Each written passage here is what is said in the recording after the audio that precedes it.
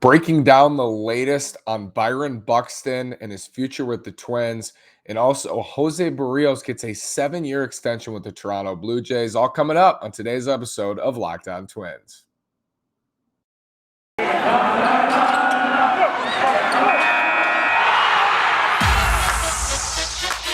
You are Locked On Twins, your daily Minnesota Twins podcast. Part of the Locked On Podcast Network, your team every day.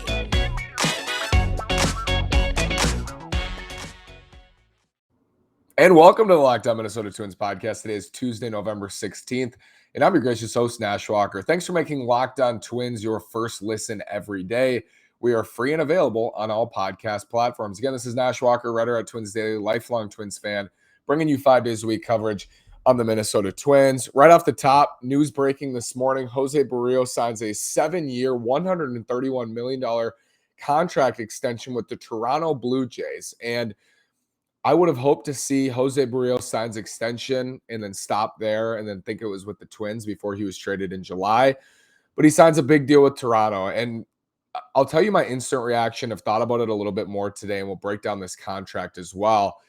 But it sucks. Like, I talked about this when Jose was traded at the deadline, and there are things that would make this feel a lot better. And we'll talk about that today as well. And Byron Buxton. There's a whole lot to get to on today's episode.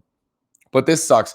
I mean, I think one of the things that has changed in baseball, so much has changed in baseball, and so many things have grown over the years. But this kind of value of trading away homegrown stars, it seems like it's happening more often than before as teams go more and more toward recouping value. Look at the Tampa Bay Rays. And I think it's a problem that the Rays and A's model has been worshipped. There was a movie made about the A's model, and it didn't talk about a huge part of that, which is what the A's are going to do this offseason, trading away homegrown stars, Matt Olson, Matt Chapman, Frankie Montas, fan favorite stars because they can't pay them and they want to recoup value via prospects.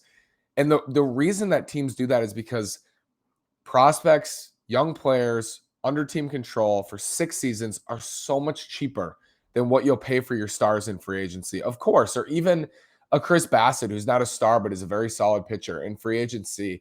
And so teams are going to continue to do this. And the Red Sox did it last year with Mookie Betts.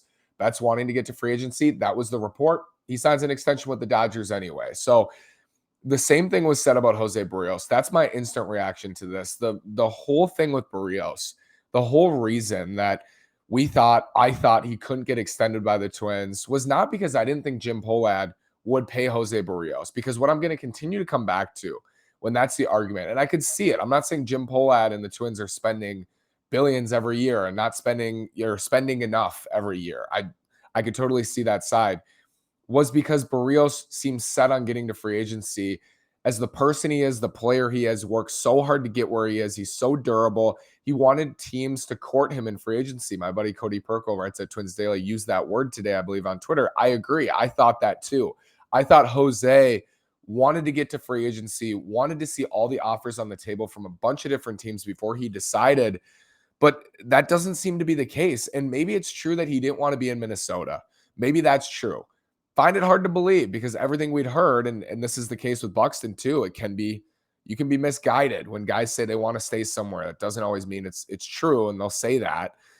It seemed like Jose wanted to stay for the right price. He just wanted to get paid, and he just wanted to be paid for who he's been and what he will be. And to sign this extension, 7 years, $131 million, just months after being traded away from the Twins, it's got to feel like a slap in the face to the fan base. It has to, because this is a really reasonable extension to me. And whatever your feelings are about Berríos, and I've really tried to stress in his time with the Twins, incredibly talented, clearly a number 2. I think he's a number 2. I don't think he's a number 1. He's a middle to high tier number 2 with some upside. And this contract can end up looking brilliant for Toronto if he reaches the upside we've all thought he was capable of reaching. But the truth of it is, he's been in the league for a while now, and enough to get to his final year of arbitration and still hasn't reached it. So there's a chance he still does. And the Blue Jays on this contract, he's worth it on this contract to me. I think this is a very reasonable contract if he stays healthy. And that's a big thing. He's been super durable. It's a long-term deal, but there's a little bit of kind of misconception with this. It's 7 years, 131 million, but Jose Berríos already had a year left. He had a year on his contract left before free agency. So essentially what the Blue Jays are doing are paying out his final year. They're paying out his final year of arbitration for 11 million in 2022. And then they extended him for 6 years and 120 million, 20 million a year. Interesting caveat in this, he gets an opt-out after 5 years. So after 2028, with 2 years remaining on his contract, or 2026, excuse me, with 2 years remaining on his contract, he can opt out. This is a long-term deal for Jose. Amazing for him. Good for him. Good for his family. Byron Buxton tweeting today.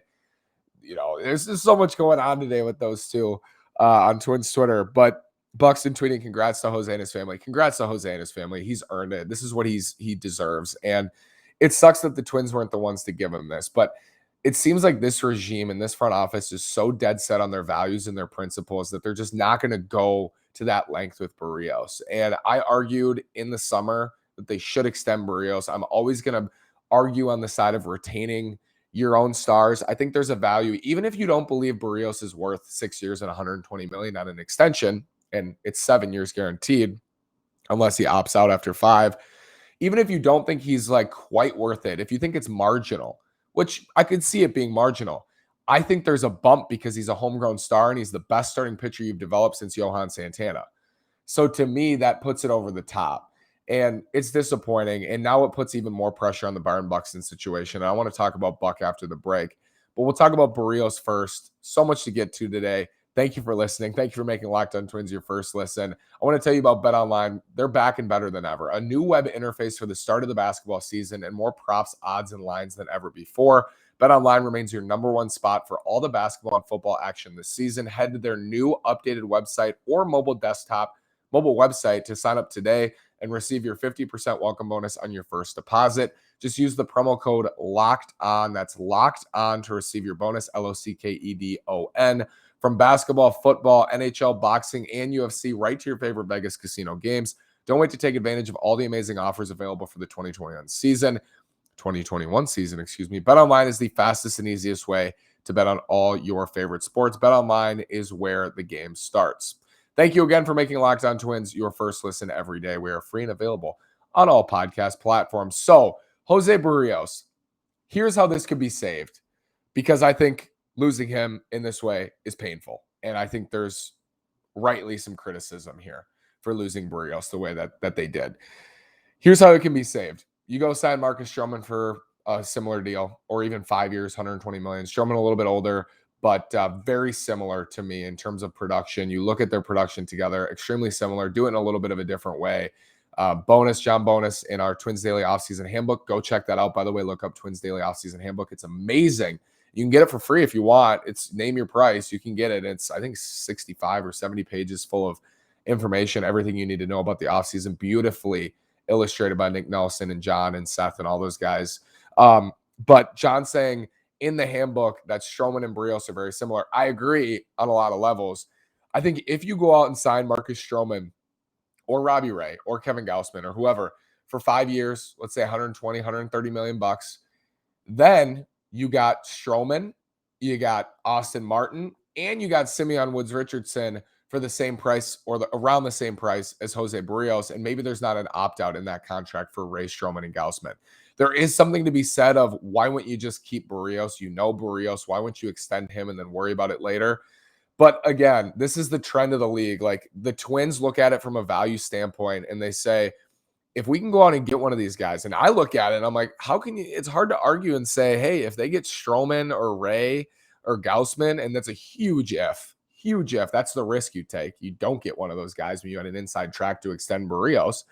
Or maybe they didn't. We don't know. We don't know if he was willing and willing to sign a similar deal, but it's hard to believe he wouldn't be.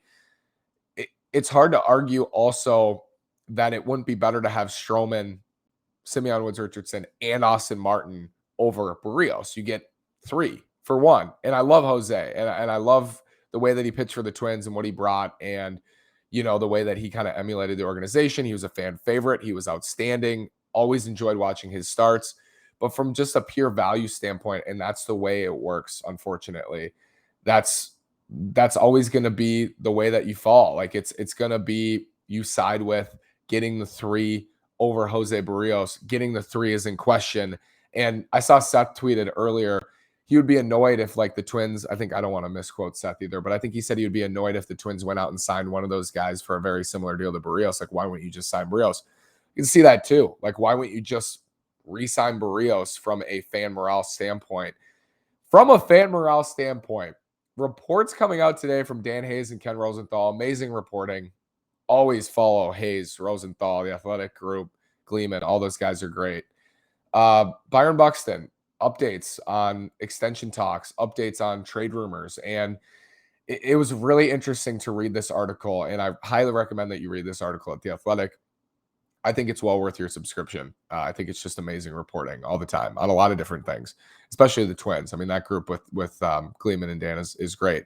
But Carl Pohlad, part owner of the Twins and chairman of the Twins, reporting in that article that Mr. Pohlad is concerned about fan morale with trading Byron Buxton, which, if you've been on Twitter at all this offseason or at all during the regular season and you looked at any replies or any tweets at any time from Twins Twitter, pay Byron Buxton has been a movement. I think it's gone from just dropping it in replies to a movement. I think I started the Extend Buck movement 2 years ago, way before he was even eligible for free agency. He's still not eligible for free agency.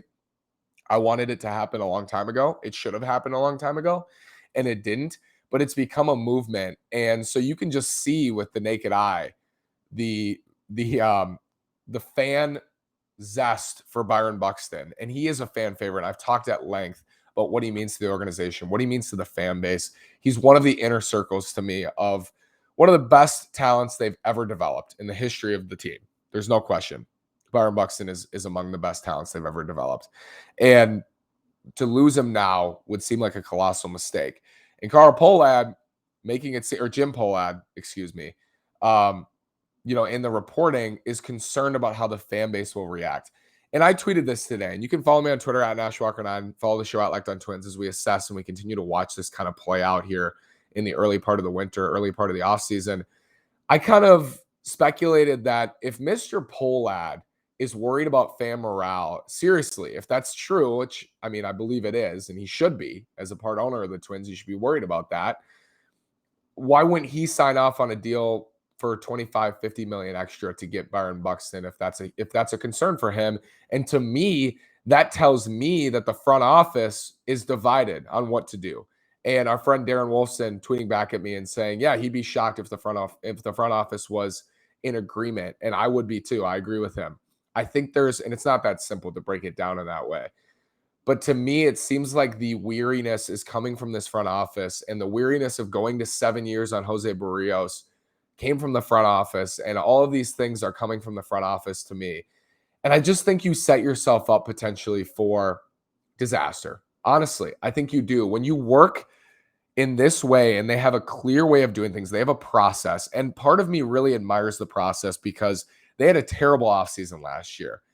They're going to continue to follow their process, and they're going to continue to go by their principles. They're not going to get away from that. And I've argued that they should get away from the waiting game in the offseason. They should go out and get guys. Noah Syndergaard signs with the Angels today. He's off the board. Eduardo Rodriguez off the board. A couple top 5 or top 10 free agent starting pitchers already off the board. We've talked about landmines and free agency. We did that yesterday. And if you want to listen to that episode, you can check that out. But you set yourself up. If you don't adapt, there maybe needs to be some adaptation here with certain situations. It's Byron Buxton, looking at him from that clear baseball value standpoint. You look at him and you say, I can see that why there'd be pause, but also it needs to be baked in who he is, what he means to the organization, what he means to the fan base. So it was refreshing actually for me to hear that Pohlad is considering that. And that's part of their consideration because it should be. It matters. And it should have mattered with José Berríos. And maybe it did, and they still decided to trade him. But it should matter. And how the fan base feels right now after losing 18 straight playoff games, coming off an incredibly disappointing season in 2021, it's really important. I think it's fickle. I think there's a lot of people right now, a lot of Twins fans who are really frustrated, and I think rightly so. And I understand that frustration.